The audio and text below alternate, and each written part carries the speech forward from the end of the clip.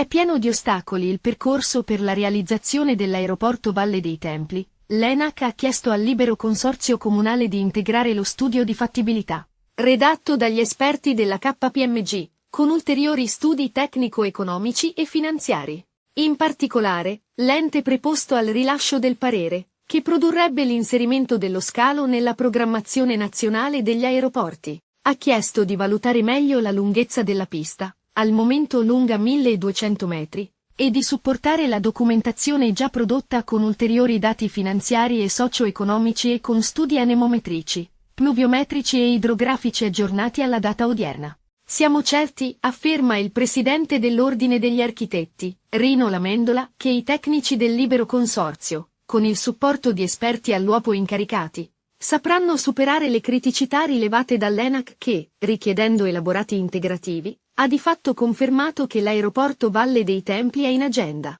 In ogni caso, al fine di raggiungere l'obiettivo, siamo pronti a fare squadra con il Libero Consorzio, con la Regione, con il Comitato Civico Promotore dello Scalo, con la rete delle professioni tecniche, con i sindaci e con i parlamentari che, a prescindere dai colori politici, siano impegnati a promuovere la concreta realizzazione di un'infrastruttura fondamentale per lo sviluppo socio-economico, non solo della città dei Templi, ma dell'intera Sicilia centro-meridionale. In linea con i principi a cui si ispira il Piano Nazionale Aeroporti, ribadisce Lamendola, e con l'obiettivo di superare eventuali tensioni dovute a concorrenze territoriali, concentrando le attività amministrative aeroportuali in due poli, lo scalo agrigentino, così come quello di Birgi, potrebbe alimentare il polo occidentale dell'isola che, dal punto di vista amministrativo, farebbe capo a Punta Raisi. Analogamente, lo scalo di Comiso potrebbe essere aggregato al polo orientale, facente capo a Fontanarossa.